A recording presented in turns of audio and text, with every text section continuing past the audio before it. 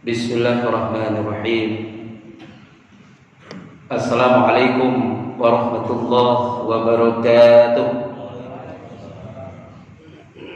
Alhamdulillahillazi arsala rasulahu bil huda wa dinil haqq liyuzhirahu 'alad dini kullih walau karihal kafirun.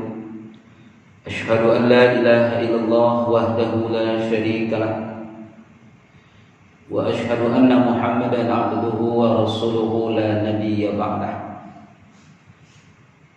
Allahumma fasholli wa sallim wa barik ala sayyidina Muhammadin wa ala alihi wa ashabihi ajma'in, amma ba'du. Ma'asyiral muslimin wal muslimat, Bapak Ibu jamaah subuh rahimakumullah, kembali kita bersyukur kehadirat Allah Subhanahu wa taala atas segala limpahan rahmat dan nikmat dari Allah. Subuh Jumat yang penuh berkah ini kembali kita diberikan kesempatan keistiqomahan untuk bisa menunaikan salat subuh berjamaah. Kemudian kita lanjutkan dengan kajian subuh kita pada hari ini. Mudah-mudahan semua kita mendapat curahan rahmat, hidayah dan berkah dari Allah. Amin, Allahumma amin. Selanjutnya sholawat beriring salam untuk junjungan kita Nabi besar Muhammad sallallahu alaihi wasallam. Di qaulina Allahumma shalli ala sayyidina Muhammad wa ala ali sayyidina Muhammad. Jamaah rahimakumullah, kajian sederhana kita subuh kali ini akan membahas tentang bagaimana petunjuk Islam, bagaimana ketentuan syariat ketika kita akan memilih seorang pemimpin. Karena tidak ada satu ruang pun di dalam Islam yang tidak diatur oleh syariat. Semua ruang kehidupan kita. Jangankan ruangan yang besar seperti aturan bernegara, aturan berpemerintahan, aturan memilih pemimpin. Yang kecil saja, kalau kita istilah orang kita yang tetek bengek saja diatur oleh syariat Islam.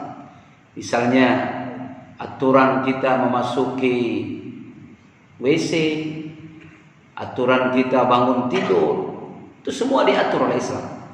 Apalagi yang besar seperti memilih pemimpin, bernegara, berpemerintahan, itu jelas diatur oleh Islam. Makanya sebagian ada orang yang berpendapat, para ulama, para ustadz, para mubalik tidak boleh berbicara politik di masjid. Ini pendapat yang sangat keliru. Dan ini jelas tidak sesuai dengan ajaran agama kita. Karena banyak para ulama, kalau kita perhatikan, yang sangat aktif, sangat konsen bicara tentang siyasah, politik keumatan. Mungkin yang tidak boleh itu seorang mubalik, seorang ulama langsung mengacungkan jari, mengangkat tangan, menyebut nomor dan nama, itu mungkin tidak pantas. Tempatnya di mimbar, ya, mungkin tempatnya di tempat lain. Tapi kalau memberikan pencerdasan kepada umat, bagaimana kita seharusnya memilih pemimpin, apa kriteria yang harus dipenuhinya, itu jelas ada pedomannya dalam Al-Quran. Makanya kalau kita lihat jamaah rahimakumullah, ada beberapa ulama kita yang sangat aktif mensuarakan, membicarakan tentang politik syar'i. Ya, politik syariah. Misalnya setelah zaman Nabi ada zaman sahabat, ada zaman tabi'in. Kita mengenal ada ulama, misalnya Abu Yusuf Al-Qadhi. Ini bicara tentang bagaimana tata negara, bagaimana kita memilih pemimpin. Kemudian juga kita kenal Muhammad Ibnu Hasan As-Sayyibi. Ini juga bicara tentang bagaimana bicara tentang politik syar'i. Kemudian yang paling terkenal sehingga beliau mengarang sebuah kitab Al-Hukmiyah Al-Sultaniyah, ya, hukum-hukum memilih pemimpin, dikarang oleh seorang imam, Al-Imam Al-Mawardi, sangat terkenal sekali. Kemudian setelah itu ada Imam Al-Juwaini.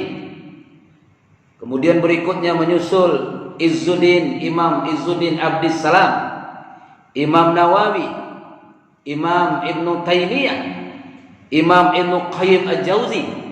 Terakhir kita mengenal Imam Yusuf Al-Qaradawi.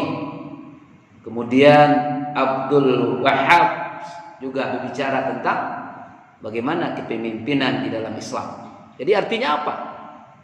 Jamaah rahimakumullah. Soal memilih pemimpin, soal politik itu jelas diajarkan di dalam salah satu cabang fikih. Makanya dulu kita sampaikan, ada fikih yang mengatur tentang sholat kita, wudu kita, tentang haji, umrah, zakat, itu namanya fikih ibadah. Ada yang mengatur tentang hubungan di antara manusia, jual beli, perjanjian, syarikat dan sebagainya, itu fikih muamalah. Ada fikih yang mengatur tentang nikah, ya munakahah. Ada yang mengatur tentang bernegara, fikih as-siyasah. Jelas ada di dalam Islam. Ini yang pertama. Jadi soal memilih pemimpin bukan perkara kecil, perkara yang sangat besar, perkara yang sangat penting di dalam Islam. Kenapa demikian? Ya, kalau kita lihat Rasulullah Shallallahu Alaihi Wasallam dalam dua hadis sahih, kedua-duanya riwayat Imam Bukhari dan Muslim. Ya. Pertama, Rasulullah mengingatkan sahabatnya yang bernama Abu Dzar Al-Ghifari rahimahullah. Satu kali Abu Dzar berkata kepada Nabi Shallallahu Alaihi Wasallam, An Abi Dzar, qultu ya Rasulullah. Beliau bertanya kepada Rasulullah, wahai Rasulullah, tidakkah aku ini engkau angkat jadi amir, engkau angkat jadi pemimpin?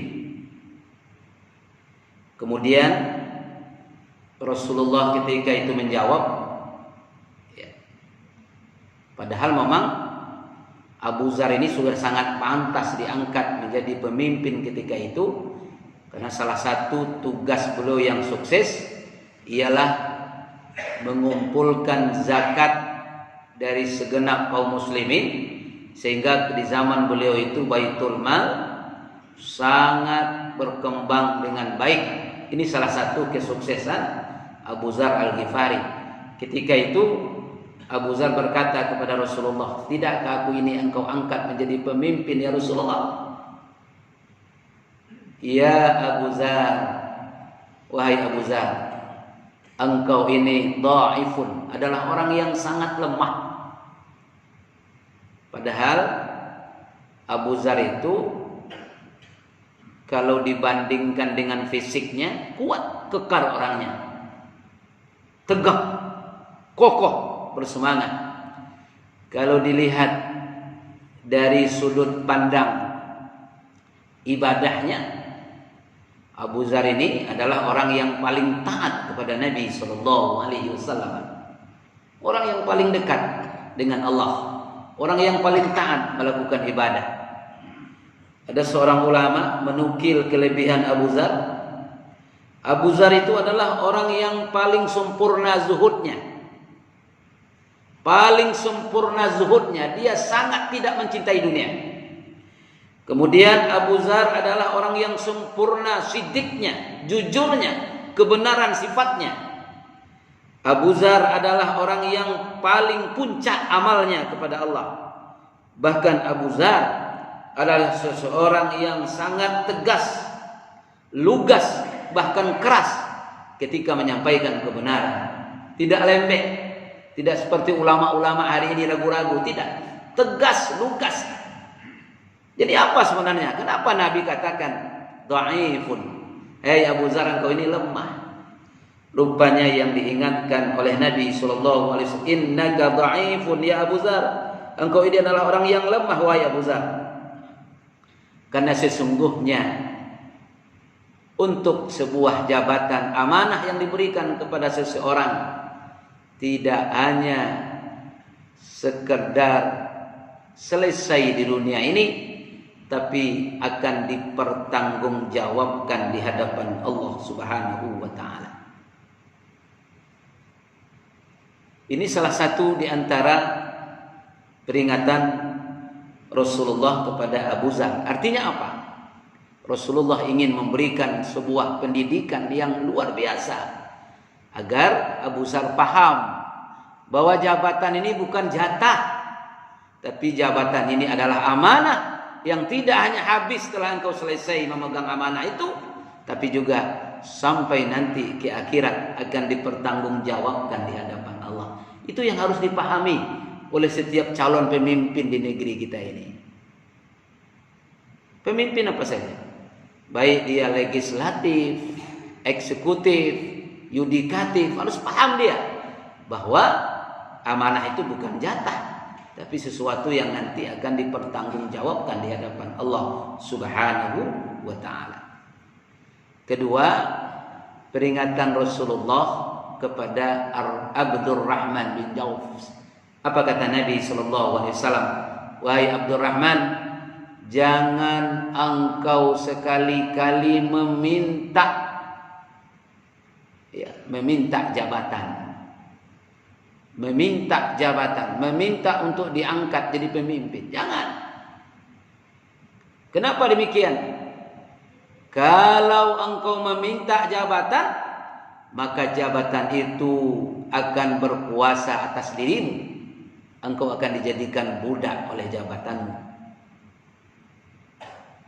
Tapi kalau engkau diberikan amanah, rakyatmu percaya kepadamu, orang-orang percaya kepadamu untuk memberikan satu amanah kepadamu, sehingga engkau diangkat jadi pemimpin, nasrullah, maka Allah akan memberikan pertolongan kepadamu. Jamaah rahimakumullah, dari dua hadis ini nampak oleh kita betapa Rasulullah sallallahu alaihi wasallam sangat berhati-hati terhadap amanah. Apakah hadis ini berlawanan dengan kondisi hari ini atau dengan ayat-ayat Al-Qur'an? Tentu tidak. Apakah seseorang, ya, kalau hari ini kan jauh berbeda. Hari ini tidak mungkin orang akan jadi pemimpin atau rakyatnya mengangkat dia jadi pemimpin kalau dia tidak menyebutkan nama, memperkenalkan dirinya bahwa dia mampu untuk diangkat jadi pemimpin. Artinya apa? Bukan artinya dia minta jabatan, tapi ingin memberikan informasi bagaimana sebuah azam, tekad yang ada dalam dirinya untuk memperbaiki kondisi dan keadaan. Oleh karena itu, kalau kita lihat fatwa-fatwa Majelis Ulama Indonesia, misalnya ada fatwa Majelis Ulama Indonesia tahun 2009 di Padang Panjang. Itu adalah muktamar Majelis Ulama yang kelima. Ketika itu diputuskan bahwa memang para ulama tidak boleh ikut politik praktis. Kalau dia ingin masuk mencalonkan sebagai anggota legislatif, kepala daerah dan sebagainya, dia harus mengundurkan diri dari jabatannya sebagai majelis ulama. Betul.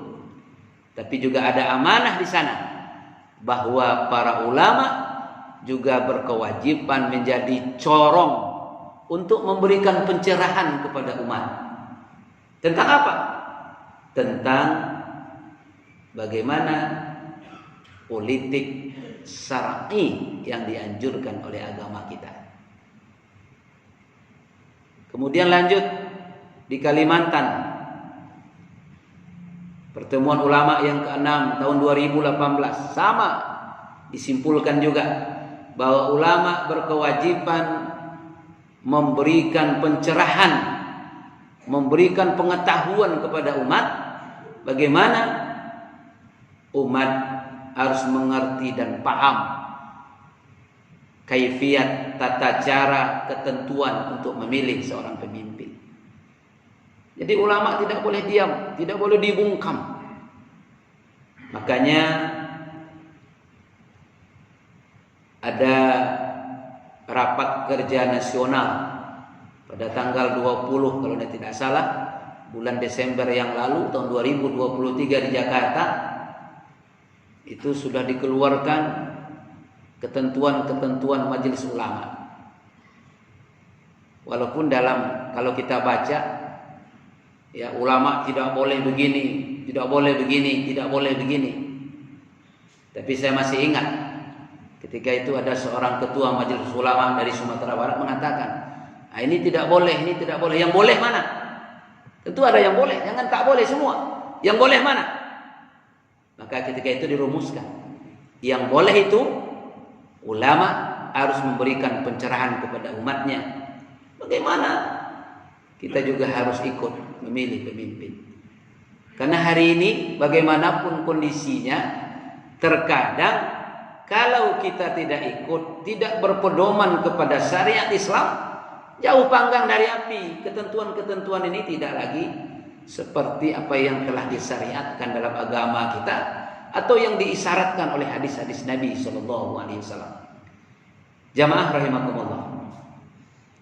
Salah satu kesepakatan ulama diantaranya, mohon maaf, ya, pemimpin yang akan kita pilih ialah pemimpin yang mau memperjuangkan keadilan, kebenaran, dan dia punya kecerdasan dan bertekad untuk melakukan itu. Punya keberanian. Maka dia minimal wajib memiliki sifat seperti yang disifati oleh baginda Nabi kita Muhammad sallallahu alaihi wasallam. Dia memiliki sifat syidik, sifat jujur, sifat benar. Bukan mau benar sendiri, tapi benar menurut ketentuan-ketentuan yang berlaku, terutama ketentuan-ketentuan syariat. Ya, benar ucapannya, benar hatinya, dan benar perbuatannya. Yang kedua, dia harus amanah. Apa yang dimaksud dengan amanah? Memegang amanah yang sudah diberikan kepadanya. Apa amanah yang diberikan kepada pemimpin?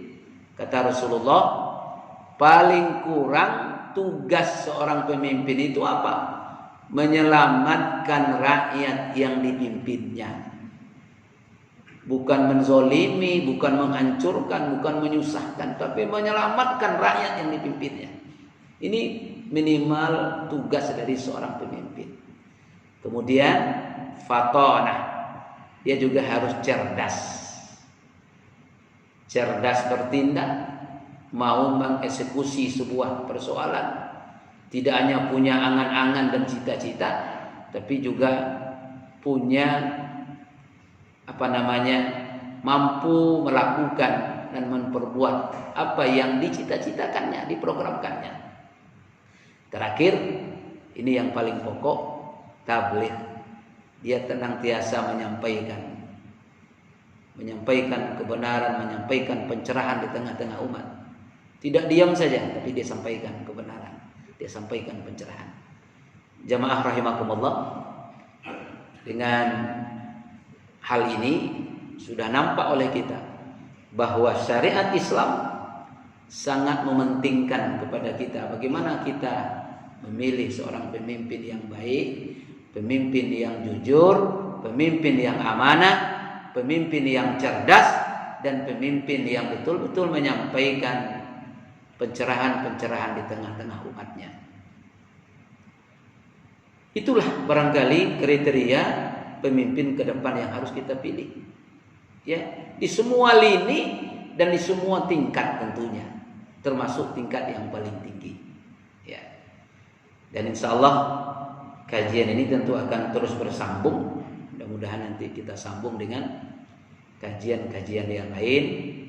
Mudah-mudahan menggugah perasaan kita bahwa kata para ulama, persoalan memilih pemimpin, persoalan politik as-siyasah syariah bukanlah persoalan tabu, bukanlah persoalan kecil, tapi persoalan besar yang akan menentukan langkah-langkah kehidupan kita ke depan.